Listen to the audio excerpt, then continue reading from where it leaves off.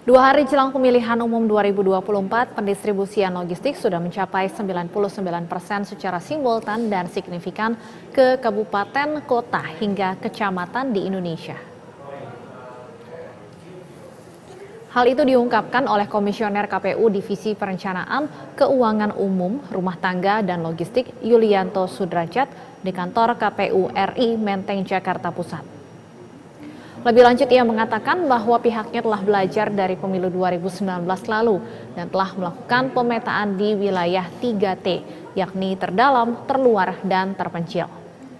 Ada sebanyak 162 daerah berdasarkan temuan KPU Kabupaten Kota.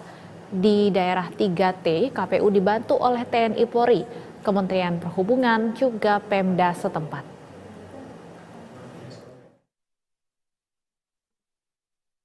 Distribusi logistik bergerak secara simultan, secara signifikan.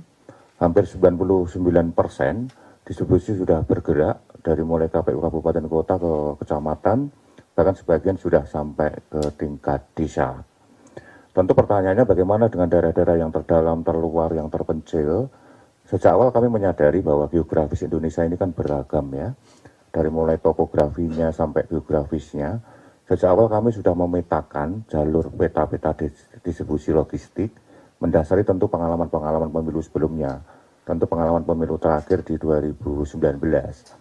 Maka sejak awal kami memetakan untuk daerah-daerah yang terdalam, terluar, terpencil ya, itu ada sebanyak 262, dan itu berdasarkan mitigasi. Informasi selengkapnya kita tanyakan kepada jurnalis BTV Helmut Timothy dan juru kamera Wahyu Santiko yang berada di kantor KPU RI.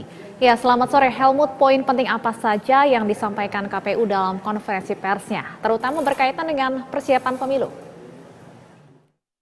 Ya, selamat sore Stefani dan juga pemirsa. Untuk update ataupun juga informasi yang tadi disampaikan oleh KPU, memang banyak sekali poin-poin, tapi yang dapat dari garis bawah ini diantaranya adalah persiapan KPU RI sendiri untuk sebanyak 162 kota, kabupaten, dan juga kecamatan yang ini termasuk dalam wilayah 3T, terluar, terdalam, juga terpencil, dan ini menjadi fokus daripada KPU RI yang sudah dilakukan sejak jauh-jauh hari. Jadi itu juga terbukti, sebagaimana tadi disampaikan oleh Yulianto Sudrajat, ini sebagai komisioner KPU di bidang logistik, yang mengatakan bahwa di daerah khususnya di daerah terluar seperti di Kepulauan Pelaut, kemudian juga ada beberapa wilayah lainnya, dan juga di bagian Papua. Di wilayah Papua ini juga sudah hampir terampung, artinya 99% sudah terdistribusi dengan baik. Dan selain itu juga dalam konferensi pers yang disampaikan oleh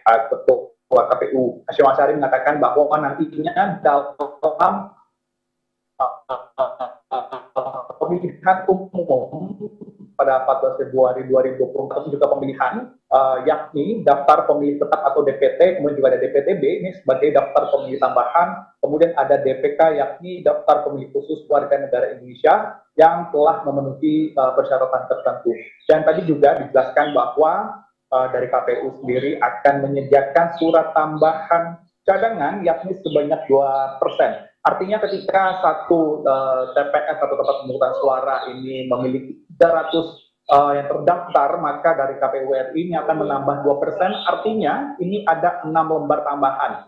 Sehingga jika di total ini ada 306 lembar yang tersedia di TPS, dan ini untuk mencegah adanya surat suara yang berlebih ataupun juga dari daftar pemilih yang sebelumnya tidak terdaftar, dan akhirnya sesuai dengan ketentuan yang dimana ini daftar pemilih khusus, pertimbangan juga atau juga daftar pemilih tambahan ini nanti akan dikalkulasikan. Dan terkait dengan pencoblos datang ini akan diadakan pada pukul 7 sampai dengan 13 waktu Indonesia bagian Barat, dan dikhususkan untuk daftar pemilih khusus bagi warga negara Indonesia di tanggal 14 Februari akan dilakukan pada jam 12 sampai dengan 13. Artinya ini hanya 1 jam bagi DPK untuk melakukan pemilihan ataupun juga menggunakan hak suaranya. Selain itu, hal yang tak kalah penting saat KPU ataupun juga dari Ketua KPU Hasyim Asyari juga mengatakan menanggapi sejumlah pernyataan yang memang ini cukup ramai di media sosial dengan menunjukkan adanya hasil pungutan suara yang telah dilakukan di luar negeri. Memang betul di luar negeri sudah dilakukan pungutan suara dari tanggal 4 sampai dengan 11 Februari dan ini adalah dilakukan lebih awal untuk menghimpun dari jumlah surat suara yang berada di luar negeri dan nantinya akan dilakukan penghitungan tepat setelah tanggal pemilihan 14 Februari di Indonesia. Kembali ke Anda di studio. Terima kasih Helmo Timothy dan Wahyu Santiko, selamat bertugas kembali.